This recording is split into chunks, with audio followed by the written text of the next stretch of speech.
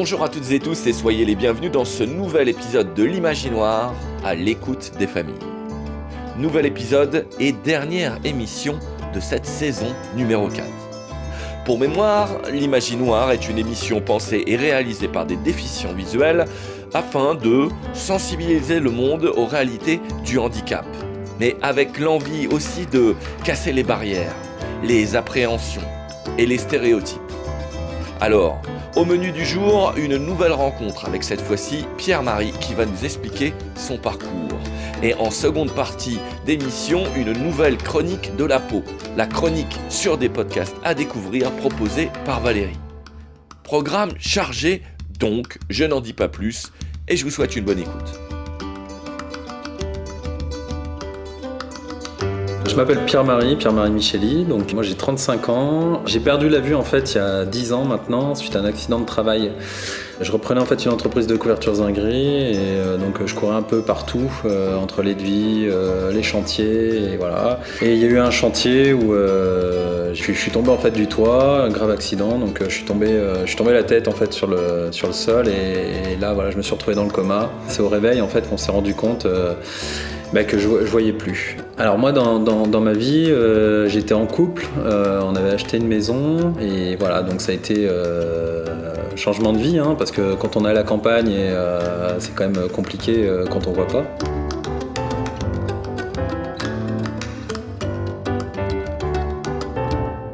L'hôpital pour moi ça a été un moment quand même qui a été très très compliqué, on va dire les 2 premières semaines surtout pour ma famille parce que moi j'avais pas compris en fait que j'étais non-voyant et c'est un matin un interne en fait est venu m'ausculter et en fait à la fin il dit bon monsieur vous allez peut-être voir encore un petit peu, peut-être 10% et encore vous aurez de la chance, au revoir. Et là, dans ma tête, tout s'est reconnecté. Et là, je me suis dit, mais c'est pas possible, je suis non-voyant. Et voilà, donc là, psychologiquement, j'ai vraiment pris un coup de marteau sur la tête. Et là, je me suis vraiment effondré. Il y a eu d'autres choses. J'ai des copains qui sont venus avec des bonbons Haribo. Et crocodile, pour moi, c'était vraiment mon truc. Et en fait, ils se sont amusés à me le mettre sous le nez. Et là, j'ai dit, mais c'est bizarre. Qu'est-ce que vous vous amusez sous le nez ? C'est quoi que vous mettez sous le nez ? En fait, j'ai perdu aussi l'odorat. J'ai le nerf olfactif aussi qui a été sectionné. Donc voilà, donc pas d'odorat non plus. Donc là, c'est pareil, j'ai repris un petit coup sur la tête, à me dire merde, zut, je vois plus, je sens plus. C'était quand même assez compliqué. À l'hôpital, pareil, les gens n'étaient pas formés, donc souvent ils arrivaient en chambre sans se prévenir qui c'était. Voilà, c'était à chaque fois, moi j'avais toujours l'anxiété de me dire qui c'est qui arrive, qu'est-ce qu'ils vont faire. Voilà, c'était. J'ai fait des rêves en fait en pensant que j'étais en Guyane, parce que j'ai travaillé en fait en Guyane, j'étais gendarme là-bas et la nuit je me suis réveillé en pensant que des orpailleurs brésiliens m'avaient attrapé, m'avaient bâillonné dans une cave en fait. Et voilà, donc j'étais attaché en fait sur le lit. Et j'ai réussi à tout enlever, les menottes, c'est comme des menottes en fait qui étaient tenues sur le côté du lit. J'avais des gants en fait aux mains pour qu'on vienne pas accrocher, donc j'avais réussi à enlever avec les dents et tout ça, c'était un super effort.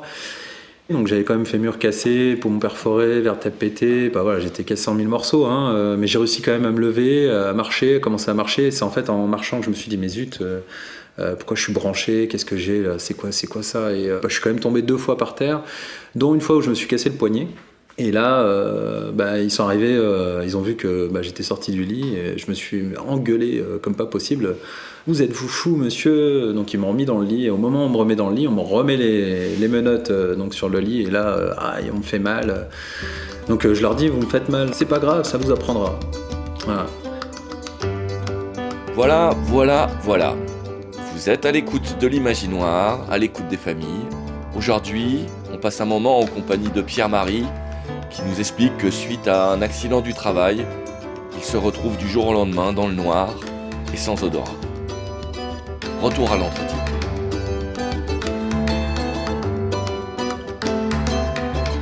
Fin de l'hôpital, je pars dans un centre de rééducation pour apprendre à marcher, parce que j'avais fait mur de cassé, et on me refait des radios et on me dit monsieur, vous avez le poignet cassé. Donc voilà, j'ai eu vraiment des périodes assez compliquées. Après, en centre de rééducation, donc là j'ai déjà appris à marcher. Pour moi, ça a été c'était génial. Le jour où j'ai commencé à marcher entre 2 bars, on me disait vous en faites que 3 allers-retours, moi j'en faisais 40 quoi.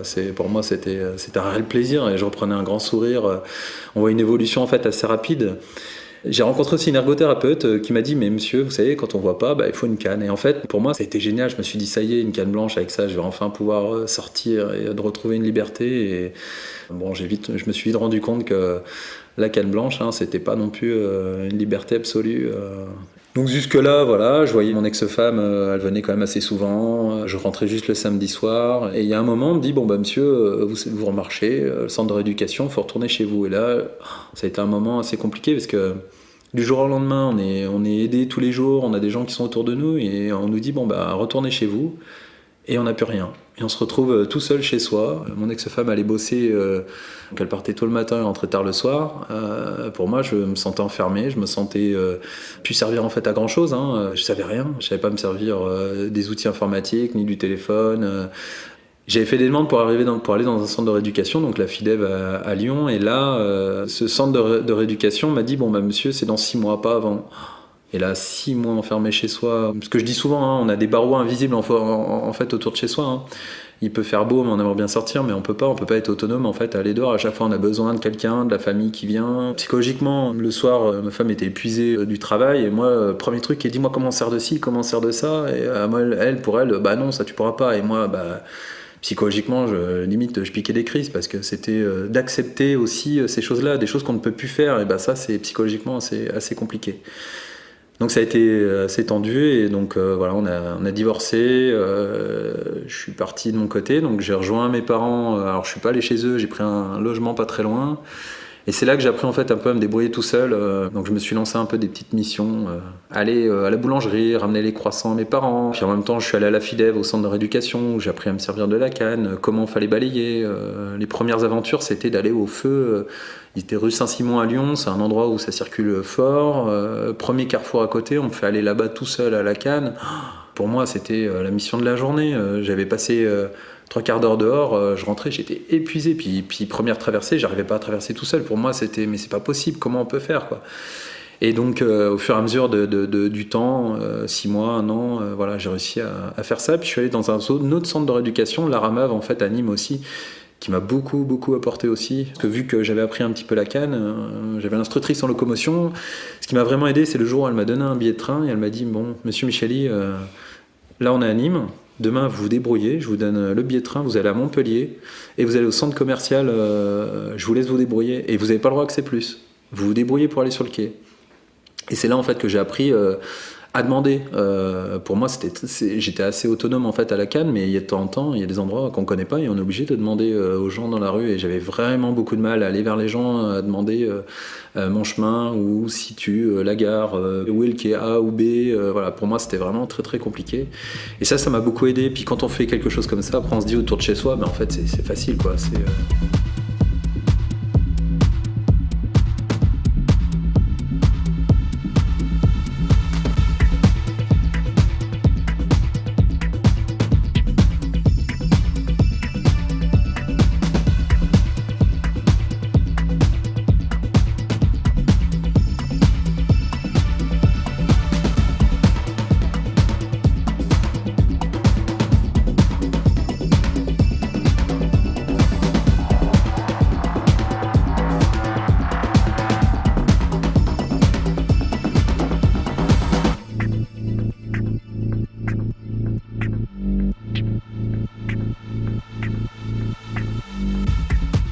Auditeurs, auditrices, vous êtes à l'écoute de l'Imaginoire, à l'écoute des familles.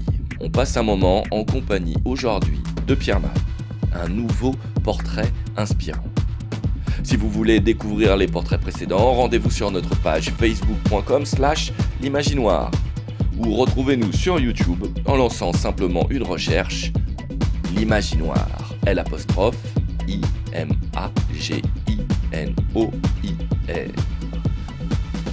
Donc ça, c'était les 3 premières années après mon accident. Donc c'était à Dole, une petite ville, 20 000 habitants. J'ai quand même été sur une liste électorale. On est passé en plus. Donc j'étais dernier de la liste. Moi, je voulais pas aller plus loin.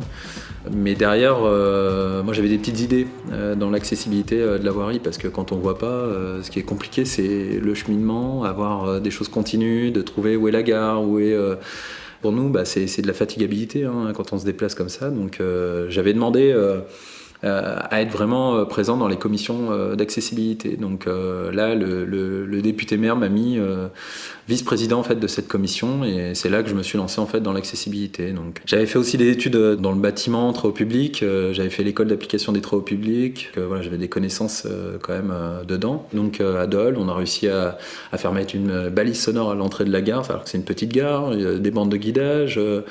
Voilà, on a réussi à faire quelques petits aménagements comme ça, et à un moment, moi je me suis dit bon, je vais pas pouvoir évoluer quand même dans une petite ville comme ça. Les bus, c'est un bus toutes les demi-heures, donc quand on a loupé son bus, on est content. Hein. Et là, je me suis dit zut, il faut que je parte. Et Lyon. Alors j'ai souvenir de Lyon parce que je venais faire la fête en fait chez ma soeur qui était étudiante à Lyon, et je connaissais plus les boîtes de nuit. Mais bon, c'était pas pour ça que je suis venu à Lyon, mais voilà, j'avais un peu un souvenir de Lyon visuellement. Je suis vraiment parti comme ça un peu à l'aventure, je connaissais personne. Ma mère est restée 3 jours avec moi, et ces 3 jours-là ont été compliqués parce que pour elle était inquiète de se dire zut, je laisse mon fils tout seul dans une grande ville. Je lui demandais aussi d'aller découvrir des chemins près de chez moi, et à chaque fois elle me disait attention. Et c'est assez stressant quand on a toujours une personne qui est là à dire attention, mais elle a essayé de bien faire, mais moi ça me stressait plus qu'autre chose. Donc on s'engueulait en fait au milieu de la ville, et voilà, donc il y a un moment...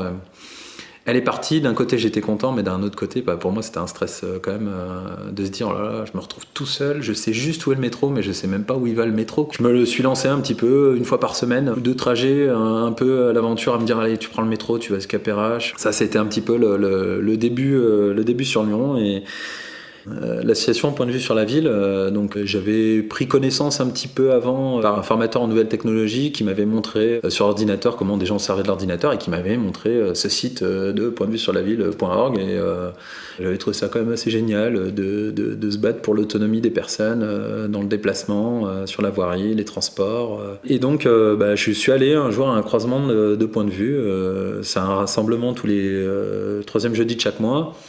Et puis j'ai vu des gens sur 2 qui étaient là, ouais nous on allait là, on a fait ci, et puis fin du croisement, donc on discute d'accessibilité, tout ça, donc je trouve ça super, des gens sur 2. Et le soir ils disent bon on va au resto, et je me dis voilà, mais ils ont rien préparé, comment ils vont faire pour aller où, mais quoi, comment, et puis moi j'étais un peu stressé, mais je dis bon ils sont sur 2, donc je vais faire un peu comme eux, sur 2 aussi, je vous suis, et en avant, et on part au resto, et je me dis oh là là, mais où est-ce qu'ils, puis ils savaient même pas où ils allaient, ouais il y a des restos pas loin, je me dis mais comment ils font, pour moi c'était vraiment je leur ai rien dit, mais pour moi c'était vraiment impressionnant, quoi. Ça m'a poussé en fait à me dire allez, prends ta canne et sors, et vas-y, même si tu sais pas, demande aux gens. J'avais fait une demande de chien guide donc quand je suis arrivé à Lyon, et je me suis un peu plus intégré dans cette association, mais j'avais encore pas de chien, et voilà, donc il y a eu un moment où du jour au lendemain on m'a appelé, on m'a dit monsieur Micheli, on a un chien qui est tout beau, tout propre, il a 2 ans, il est prêt pour vous, on vous le remet.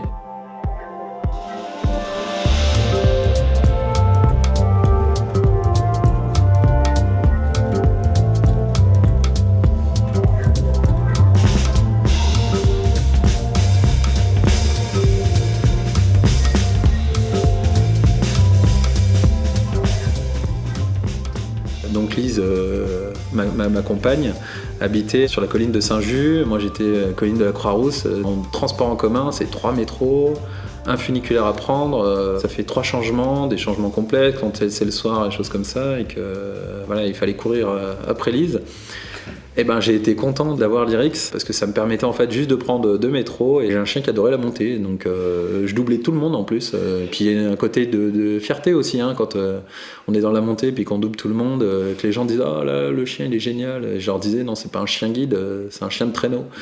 Voilà, donc ça faisait rire tout le monde, et puis moi j'avais une certaine fierté aussi de montrer aux gens tout ça, et voilà, et donc là, à ce moment-là, donc, je travaillais à la Fafa Pridev, qui est rue Général Plessier, et je faisais tout à pied aussi, pareil, Saint-Just, Fafa Pridev, par la montée des épis, donc il y avait plein d'escaliers, et le chien, il m'emmenait à l'escalier, on descendait tout ça, et même l'hiver, et en plus j'ai un chien qui tire, donc j'arrêtais pas de glisser, vu qu'il tirait, il me ramenait droit, je reglissais, il me ramenait droit, voilà, c'était vraiment...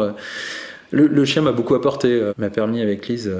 de pouvoir courir après elle, un peu de jouer Roméo et Juliette, qu'il fasse beau, qu'il pleuve, des choses comme ça. C'est un peu grâce au chien que j'ai pu faire ça. Je pense pas que J'aurais été à la canne, j'aurais fait 1 à 2 fois par semaine avec la fatigue que ça amène, de prendre les transports en commun et choses comme ça. Je l'aurais jamais fait tous les soirs, quoi. C'est pour ça que je dis souvent que le chien m'a beaucoup apporté, pas que le guidage aussi, ça, indirectement ça apporte énormément sur le lien social aussi, avec l'extérieur. Et on arrive sur le quai de métro, puis qu'il y a quelqu'un qui dit il est beau, et puis souvent moi je dis qui, moi ou le chien.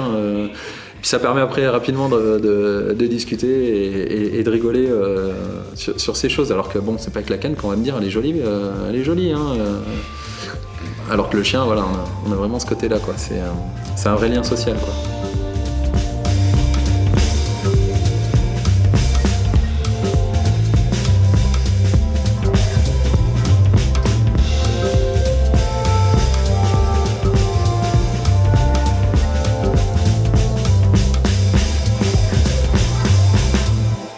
J'ai rencontré une entreprise de graphisme. Ils ne savaient pas du tout ce que c'était l'accessibilité. Je leur ai montré et ils ont compris que ça pouvait être intéressant et puis qu'il y avait aussi peut-être un marché en fait à récupérer derrière. Et donc ils se sont lancés là-dedans. Et derrière, moi en fait, je suis un peu consultant pour eux sur l'accessibilité numérique. Donc ils m'envoient en fait le document. Derrière, moi je leur donne le retour. Donc on fait un PDF accessible. Moi, je donne en plus les retours aussi utilisateurs pour essayer de simplifier au maximum le document pour qu'il soit le plus simple pour tous. J'ai participé, moi, pendant le confinement aux attestations de sortie. Voilà, on était sollicité par le ministère de l'Intérieur assez souvent, un peu des fois même au dernier moment, c'est-à-dire à 22h pour 23h, ou des fois le dimanche en disant il nous le faut tout de suite.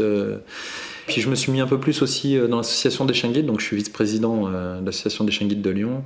Je suis aussi au conseil d'administration de la fédération de l'ensemble des associations de chiens guides. On a accentué aussi l'accessibilité numérique parce que c'est quelque chose que je maîtrise un peu plus. Et même dans le monde du chien guide, on avait des sites internet pas du tout accessibles. Pour demander un chien guide, c'était des documents papier qu'il fallait remplir avec un stylo. Donc quand on voit pas, c'est toujours un peu compliqué de faire ça. Donc on est obligé de demander l'assistance de quelqu'un. Alors c'est bien, mais si on peut éviter de laisser la personne la plus autonome possible, c'est quand même bien. On a mis tout ça en place, on a même créé une application il n'y a pas longtemps. Voilà, et puis point de vue sur la ville, maintenant je suis président. On se bat beaucoup pour l'accessibilité au sein de la métropole et même plus haut, parce qu'on était à la gare de Dijon il n'y a pas longtemps. On se fait quand même bien écouter en ce moment par la métropole, la ville, par les techniciens. Pas sur tous les sujets, après il y a aussi des problèmes de financement au niveau de la métropole, de la ville. Voilà, c'est pas partout, on va dire, les établissements recevant du public sont pas complètement accessibles et normalement ils devraient l'être et ils le sont pas, mais voilà, on a réussi quand même nous sur Lyon à mettre en place des balises sonores à toutes les entrées de métro. Donc avec Hichem, on a fait le tour de chaque entrée, une par une, escalier par escalier, pour savoir qu'est-ce qu'on mettait dans le message. C'est bien de mettre des balises sonores partout, mais s'il y a personne pour dire ce qu'il faut mettre dedans, ou c'est juste quelqu'un qui dit on met juste l'entrée de métro.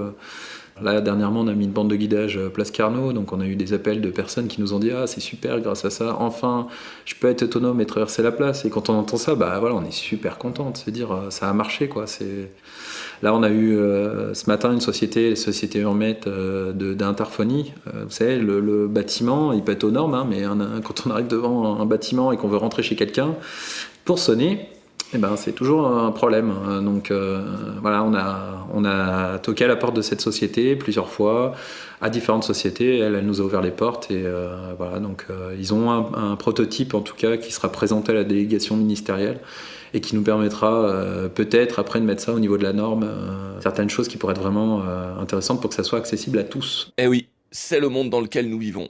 Alors que la cécité vous tombe dessus du jour au lendemain, vous saute au visage tout aussi rapidement que le monde n'est pas adapté à la différence. Sachez que nous retrouverons Pierre-Marie et sa femme Lise en début de saison 5, mais je ne divulgage pas plus et laisse la place à Valérie pour une nouvelle chronique de la peau. Vous êtes à l'écoute de l'Imaginoire, à l'écoute des familles et on enchaîne comme ça. Amis auditeurs, bonjour, bienvenue dans La Peau, votre rendez-vous de l'actualité des podcasts. On connaissait le goût des Français pour la radio, on découvre leur engouement pour l'audio.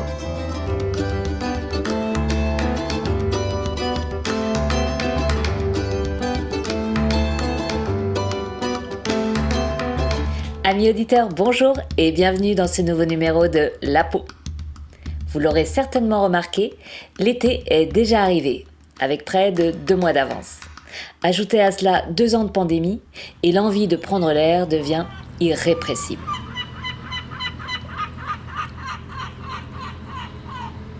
Alors, aujourd'hui, la Pau a décidé de vous emmener en voyage. Attention, il n'y a pas de billet d'avion à la clé, car on vous propose un voyage sonore et immobile. Hey, qui tu as dans la peau ? Il s'agit de Fermez les yeux. Ce podcast, produit et diffusé par Arte Radio, recueille, je cite l'intitulé de présentation, des cartes postales sans parole, des ambiances et voix d'ailleurs, des moments d'évasion et d'imaginaire. Fin de citation. En somme, tout un imaginoire. On ferme les yeux et on peut voyager partout dans le monde. Et ainsi se rendre, pourquoi pas, au Japon. Car il n'y a pas que les yeux qui sont fermés. Il y a aussi quelques frontières. Le Japon est un des rares pays encore fermés aux touristes après la pandémie. Il est vrai que le Japon ne rate pas une occasion de fermer ses frontières. La dernière fois, ça a duré 2 siècles. Oui, de 1650 à 1842. On appelle ça le Sakoku, littéralement fermeture du pays. Espérons que ce coup-ci, ce sera moins long. Mais heureusement, il suffit de fermer les yeux. Et hop, vous voilà, nous voilà pour notre plus grand plaisir au Japon. Avec Rodolphe Alexis et sa création sonore Tokyo Zen, on se retrouve dans la capitale japonaise où se croisent la cacophonie urbaine et les ambiances feutrées de la mégalopole.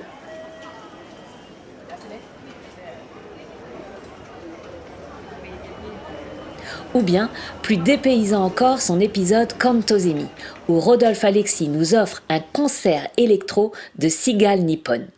Les 5 espèces de cet insecte sonore sont ici réunies pour 3 minutes d'ambiance cigaline.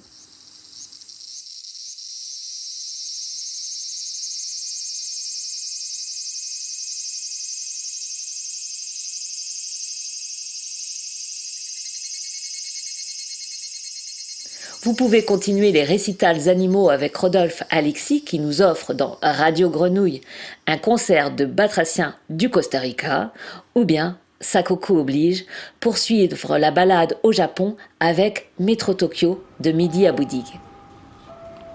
Puis, prolonger l'immersion japonaise en se plongeant dans Hadaka, qui veut dire nu, une création sonore de Christophe Roux et Sylvain Gire sur les stations thermales de Beppu, où bruit de l'eau et air d'antan se mêlent.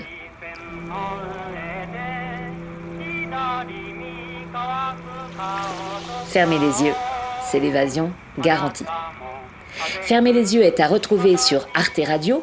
Vous pourrez écouter tous les épisodes évoqués aujourd'hui et continuer à voyager depuis chez vous au gré de vos envies. La Pau, c'est fini pour aujourd'hui et aussi pour cette saison. La Pau prend ses quartiers d'été et du repos. Et on se retrouve à la rentrée dans une nouvelle Pau.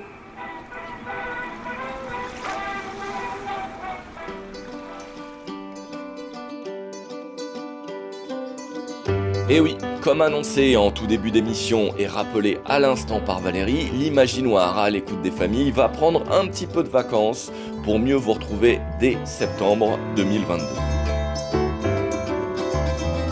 Merci à Valérie, merci à Lise, merci à Pierre-Marie et merci à Thierry. L'Imaginoire est une émission pensée et réalisée par des familles touchées par la déficience visuelle, mais destinée à être écoutée par tout le monde. Si vous voulez rejoindre l'aventure ou en savoir plus sur ce projet, contactez-nous via l'imaginoire@lilo.org. Vous pouvez également vous adresser directement à votre radio qui nous passera le message. Vous pouvez également nous rendre visite sur le web, ce qui vous donnera peut-être l'occasion de découvrir d'ailleurs les émissions précédentes. Nous sommes sur YouTube, Facebook ou le site Mixcloud, un site dédié au podcast. Pour les auditeurs et auditrices mâles ou non-voyantes, privilégiez néanmoins Facebook ou YouTube. Vous pouvez nous retrouver facilement en lançant simplement une recherche, l'Imaginoire. L-I-M-A-G-I-N-O-I-R.